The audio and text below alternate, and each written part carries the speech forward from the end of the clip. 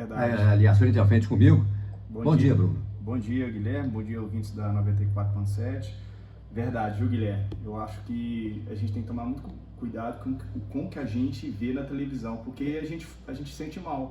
Pior a situação, né? Às vezes tem gente que fica lá vendo aqueles programas de bandidagem, de tristeza, né? De droga. E tudo né? Então, política suja. Política suja, então a gente sente mal por isso, né? Eu, particularmente, quando eu vejo uma pessoa falecendo, uma pessoa sendo presa e tudo, eu não gosto de ficar vendo isso. Então eu evito de ver isso. Também não tem, graças a Deus, nem tem tempo de ver isso, né? Eu trabalho pra caramba.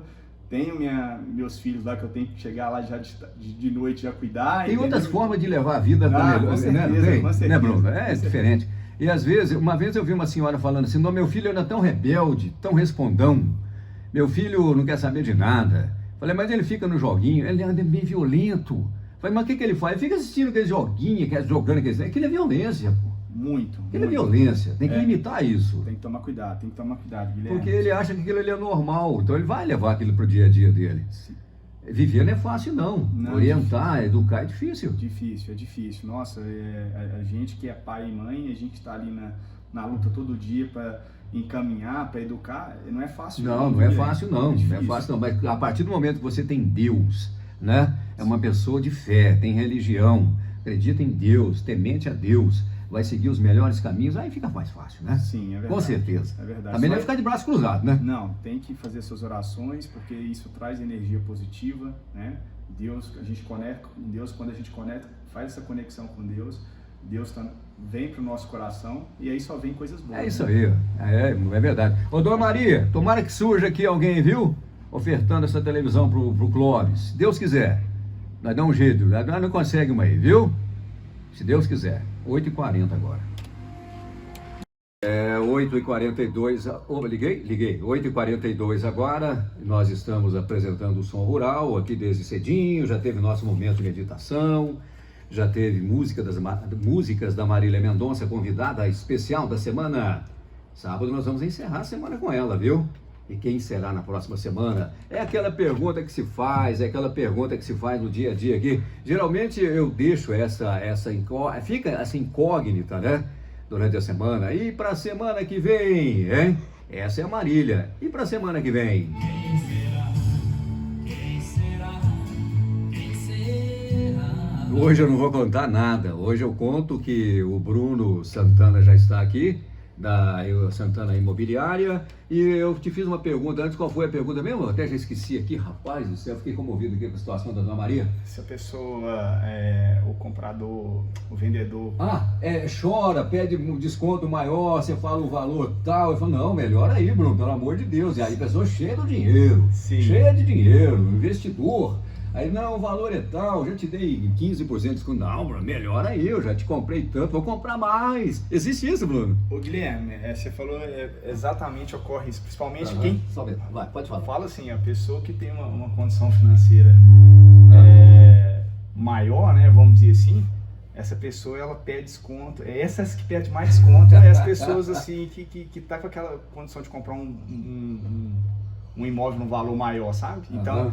Pessoas que vão comprar assim num valor menor um imóvel, elas não pedem desconto, tem às vezes pede alguma coisa assim, e geralmente a margem é menor também, né? Quanto menor o valor, a margem de negociação é menor. Também quanto maior o valor, a margem de negociação é maior, né? Tem essa questão sim. Mas realmente as pessoas que têm uma condição financeira maior, a pessoa ela pede mais desconto.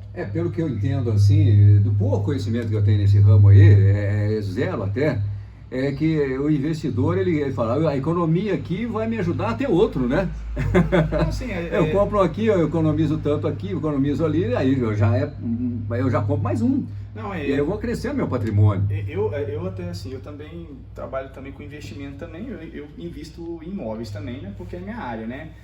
Mas assim, sempre que às vezes eu vou comprar um imóvel, eu fico fazendo todas as análises. Por exemplo, poxa, quanto que eu vou gastar de documentação, né? Por exemplo, um imóvel igual a gente vai trazer aqui daqui a pouco, um imóvel na faixa de 200 mil, eu vou gastar aí em torno de 7 a 8 mil reais de documentação, né? Então, às vezes você já pede um desconto para o proprietário para ver se ele consegue, baixa 10 mil aí, 15 mil aí, para a gente pelo menos já ter um desconto na documentação, porque não é barato hoje você fazer o registro pro seu nome. Não A é. gente vai estar explicando isso mais pra frente um pouquinho. Pedir desconto não é feio, não, né? Não é falta de educação, não, né? não, E nem tá fora de moda, né? Não, faz parte. Faz parte da negociação. Então tá bom. Eu me lembro que antigamente a gente ia comprar algo, ia choradinha, ia comprar leite. Sim. Eu me lembro lá, o leite era entregue em carroça, carrocinha, né? Ou a cavalo. Aí chegava, e o chorinho? Sim. Todas as minhas tias lá em casa, lá, e o chorinho, ele pegava um pouquinho aí e colocava lá, uns 200 ml, um caso menos até, mas punha o chorinho. Não Certo. deixava de pôr, então já vem de muito antigamente, né? Não, sério. A maneira de pechinchar. Nessa parte de imóvel, 70% a 80% das pessoas hoje ela pede um desconto, uma negociação, e isso a gente sempre entra em negociação, assim, para baixar o preço de valor do imóvel. Tem Sim. aquela pessoa também que tem até um termo que me fugiu aqui agora, quem desdenha. Quem desdenha quer comprar, né? A pessoa fala assim, mas a casa tá com um defeito, essa rua aqui é muito barulhenta, e aqui começa a botar muito defeito a pessoa, às vezes para te tentar induzir um preço melhor preço também, menor, né? não, isso tem corriqueiramente. Agora sim, eu quando vou fazer uma avaliação, até para ser bem criterioso, né, a gente vê, né, se o imóvel tem esses defeitos no imóvel, a gente tem a depreciação física do imóvel, então eu coloco esse, já faço, na avaliação já faço esse abatimento do valor, Sim, né? sim. E, então assim, eu particularmente, eu sempre quando estou conversando com o proprietário, na hora de fazer avaliação, de vender, eu sempre explico para ele, na hora de vender, vamos tentar colocar o menor preço possível, né? Vamos colocar assim, ter uma negociação muito grande, porque não adianta você colocar, tem proprietário que fala assim, Bruno, eu quero, você faz uma avaliação de 200 mil, o cara quer 250 mil, proprietário. Não adianta, 50 mil é um valor muito alto. Você acha que a pessoa que tem condições de comprar um imóvel por 200 mil vai querer olhar um imóvel que está num preço de 250 mil? Não vai, porque vai falar assim, 50 mil é muito, o valor está muito... Quase que compra outro, né? Entendeu? Então assim, então não adianta. Então assim, existe o valor mínimo, o valor médio e o valor máximo.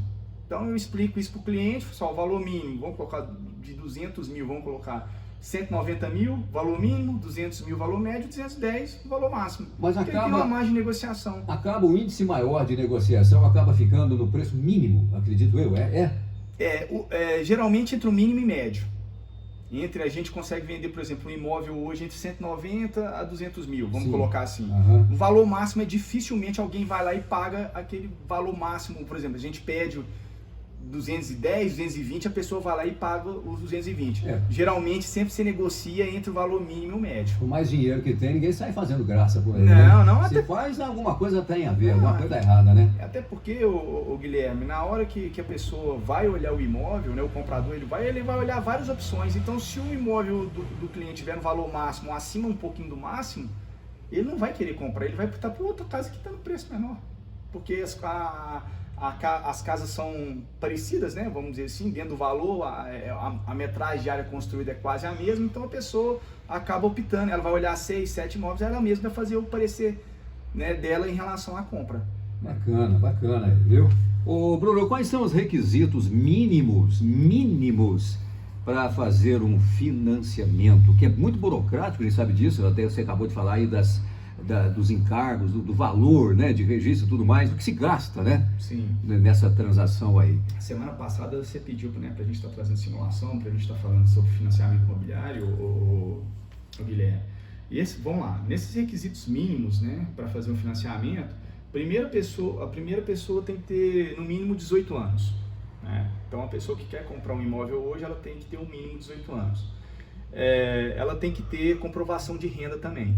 Então, ou ela tem que ser funcionária pública, ou uma pessoa que é assalariada pela CLT, né, que trabalha com carteira assinada, ou se ela é empresária, ela tem que fazer a declaração de imposto de renda dela, ou Prolabore, entendeu? Então, ela tem que ter uma forma de comprovação de renda. Então, hoje a forma de comprovação de renda hoje por exemplo, um funcionário público tem olerite, a pessoa assalariada também, né, que trabalha no CLT, ela tem o olerite dela. A pessoa que é empresária, ela tem a declaração de imposto de renda dela, Prolabore, né?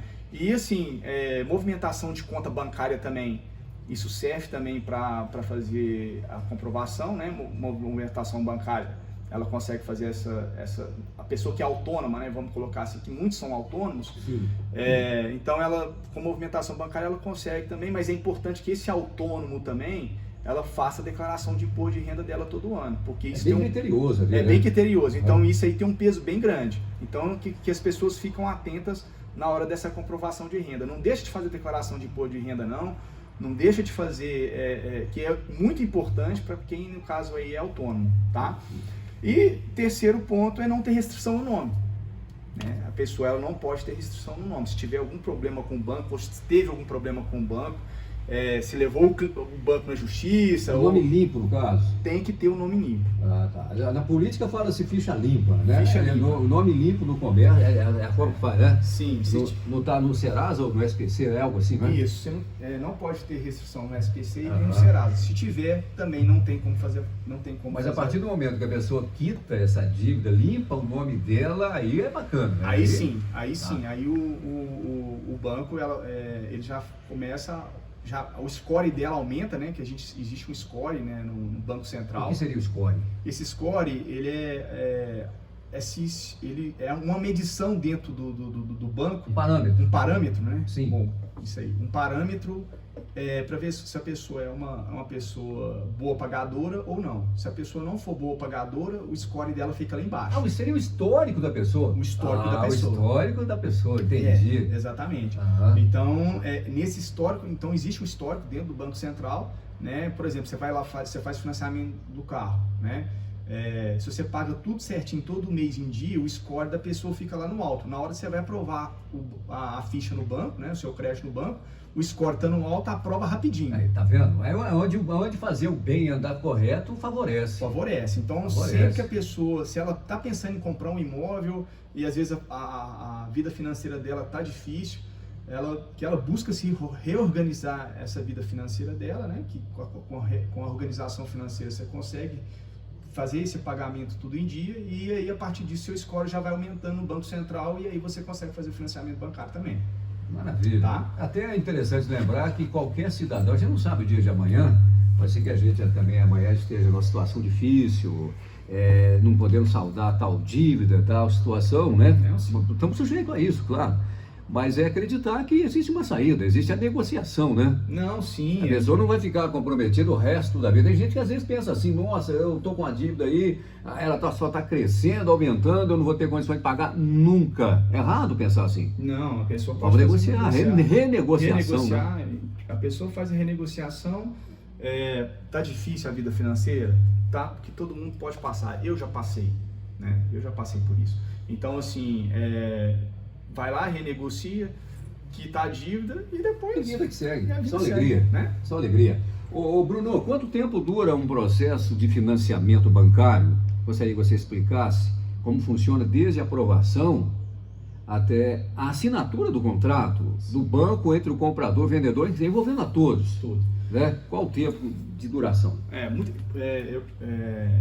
Essa é uma boa pergunta, porque muita gente me pergunta isso, né? Tanto o comprador e o vendedor, porque o vendedor tem interesse de receber, claro, né? E o comprador de entrar para o imóvel, né? Então, por isso que essa pergunta é muito boa. E o que está mediando também quer pegar a parte dele. Não, a gente também quer ganhar a nossa comissão, né? Fazer o nosso trabalho ali, né? Certo. Mas assim, então vai depender, qual é o prazo que dura um financiamento bancário, pessoal? Vai depender, claro que depende, são várias circunstâncias, mas em média em torno de 60 dias. Até que não é tão então, dois assim. meses, pode durar 3 meses, né, de 2 a 3 meses, por quê? Porque às vezes aquele imóvel ele tem um financiamento bancário, a gente chama de interveniente quitante, então aí a gente precisa do outro banco para fazer a liberação da boleta para pagamento, então a gente demora um pouquinho mais. E quando a pessoa também utiliza o FGTS também, né, como entrada, né, que você hoje pode estar utilizando hoje o fundo de garantia hoje para dar entrada, né, ela também demora um pouquinho, assim, porque a gente depende da Caixa. Então, ou seja, se a pessoa está financiando pelo Santander, pelo Bradesco e Itaú e vai usar o fundo de garantia, né, então a gente precisa da Caixa para fazer essa liberação. Aí a Caixa faz a liberação, aí tudo por e-mail, então demora um pouquinho, mas geralmente De 60 a 90 dias é o prazo hoje que dura um financiamento bancário. Ô Bruno, com a tecnologia avançada, melhorou esse prazo ou ele era mais longo no passado? Nossa, Guilherme, demorava, já teve casos que demorava 6 meses, 8 meses de financiamento bancário. Agora com a automatização, né, com essas novas tecnologias,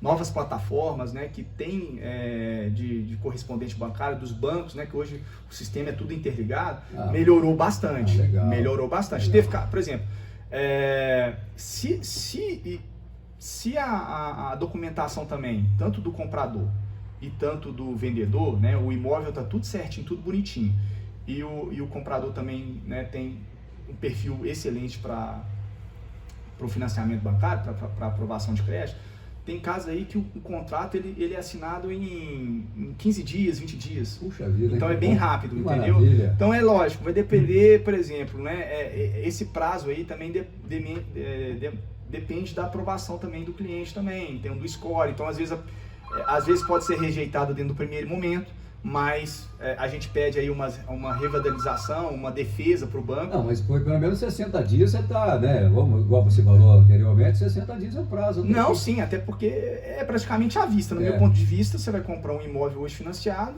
60 dias é à vista. Maravilha. Né? Então... Ô Bruno, eu vou ter um bloco aqui Vai lá. eu vou deixar uma pergunta em aberto aqui. Em caso de uma simulação de um imóvel... foi o que eu te falei na semana passada, sim, né? Sim, Se você fizesse aqui pra gente uma simulação de um valor, você vai estipular um valor aí, para a gente ter uma ideia do que se paga a princípio, a primeira prestação, e depois até lá no final, para quanto vai amortizar, que fala a dívida, vai amortizando, vai diminuindo, é isso? Sim, a gente fala de sistema tabela SAC, sistema de amortização constante. Tá. Aí ela começa maior e termina menor, e cai todo mês.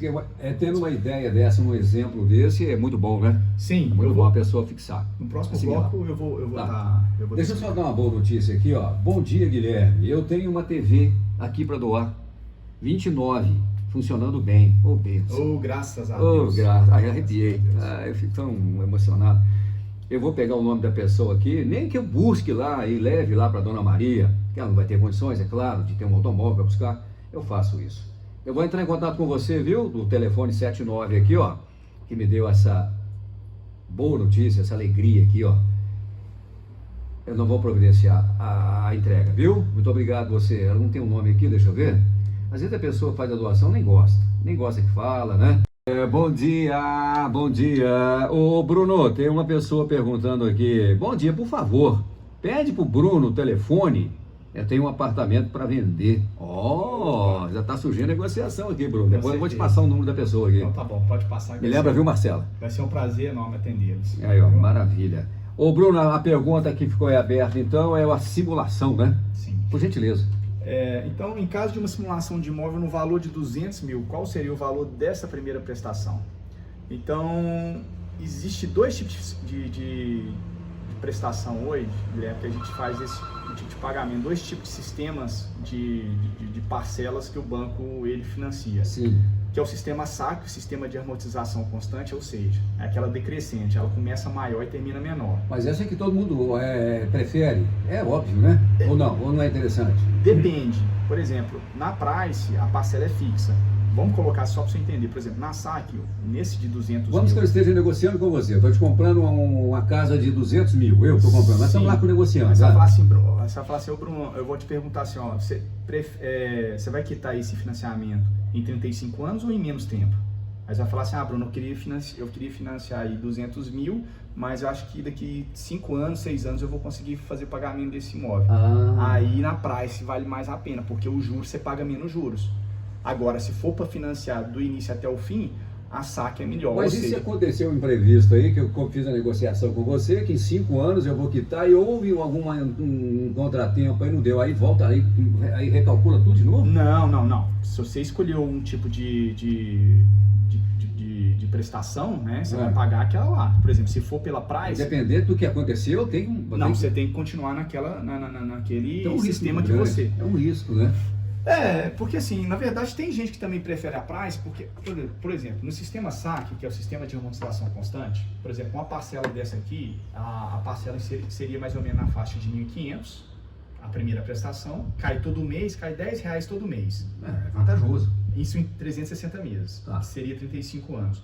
E a última prestação é R$430.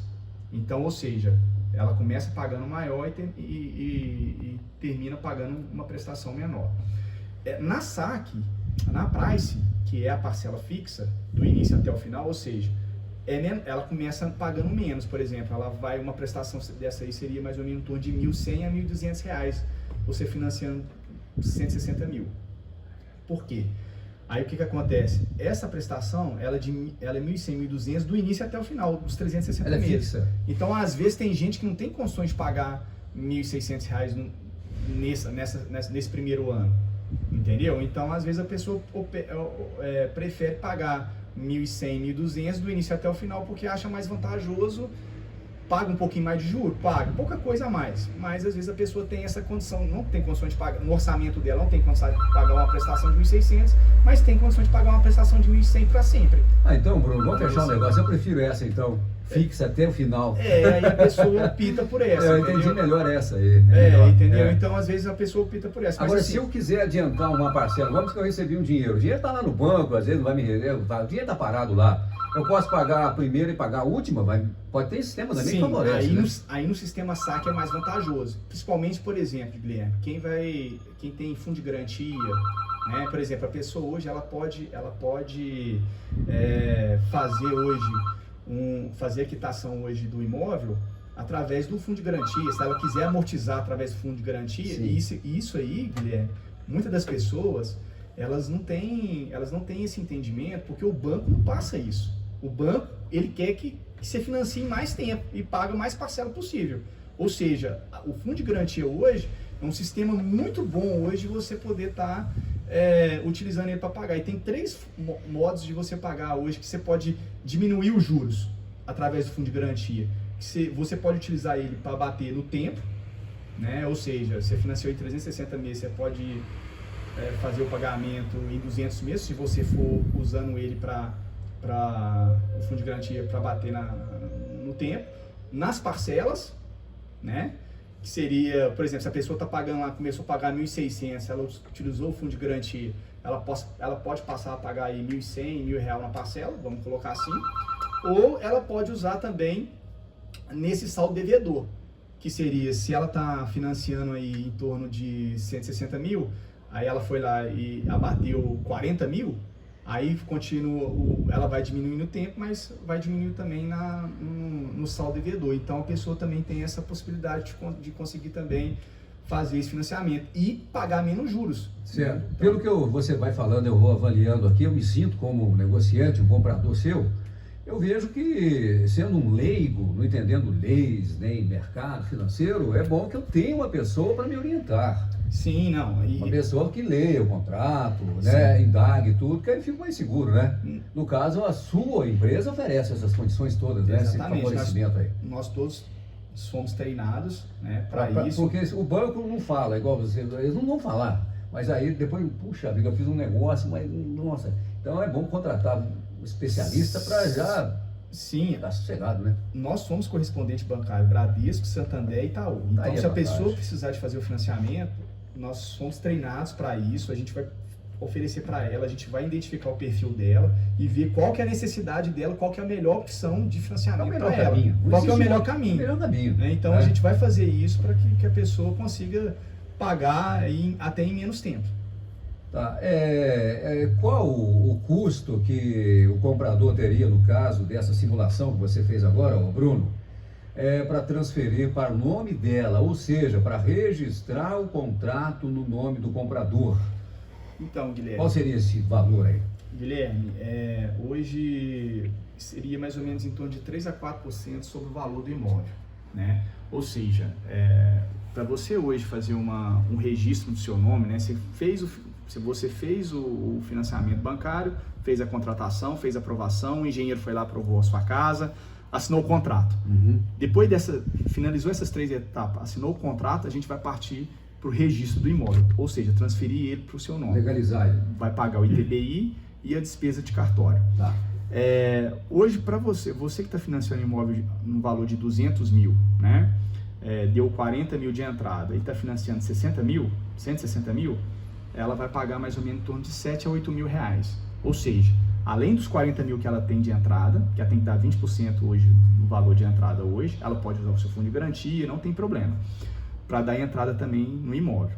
Mas o custo hoje de um imóvel desse seria mais ou menos em torno de 7 a 8 mil, vai depender também de cada caso, né? Se a pessoa é a primeira aquisição do imóvel, por exemplo, se ela for a primeira aquisição de imóvel através do sistema financeiro habitacional, se ela nunca teve imóvel no nome, né? Aí ela vai conseguir 50% de desconto lá no cartório de imóveis, porque é lei, entendeu? Então nós sabemos disso, então a gente consegue passar todo o valor calculado para o cliente. Então, meus queridos amigos, ouvintes, vou falar como antigamente falava-se no rádio, meu querido ouvinte, na hora de comprar um imóvel, procure Bruno Santana Imóveis, para você não se arrepender, não ter dor de cabeça e realizar um bom negócio, né? Um negócio sério, seguro, garantido, né, Bruno? Pode contar. Falei tudo?